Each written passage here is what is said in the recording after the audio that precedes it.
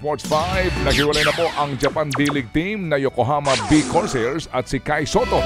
Natapos na po ang limited transfer period ni Soto na pansamantala pong napunta sa team mula sa Hiroshima Dragonflies.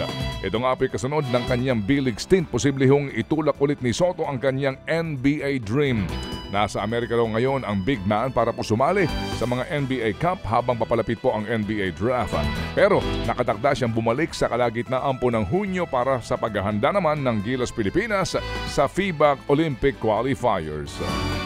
Mananatili naman sa Japan ang isa pang Pinoy B-League import na si Dwight Ramos. Pumirma ng bagong kontrata sa Levanga Hokkaido si Ramos para nga sa susunod na season. Ito ang magiging ika-4 na taon sa liga ni Ramos at ika-3 naman sa Hokkaido. Nitong nakaraang season, nagtala ng averages sa 10.7 points, 3.8 rebounds at 1.5 steals si Dwight Ramos.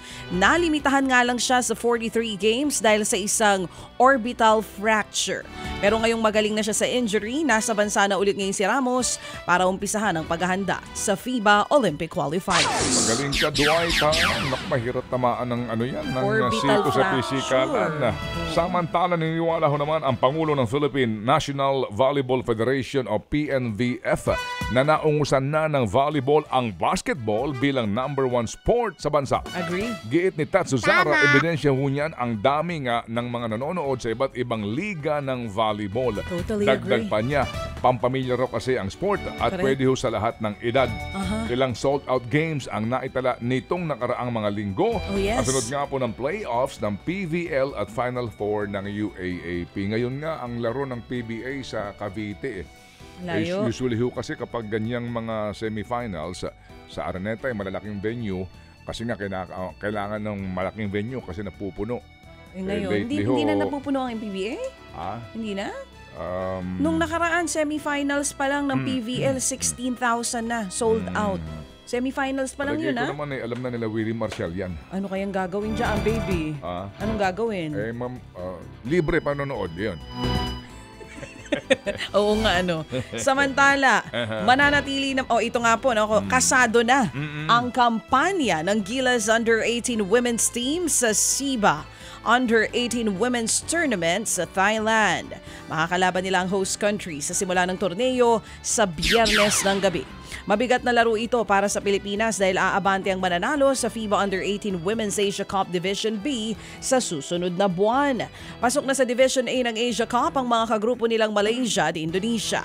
Ang gitnang koponan, plano nilang idikta ang tempo ng laro mula simula pero agad makaabante kontra sa mga Thailanders.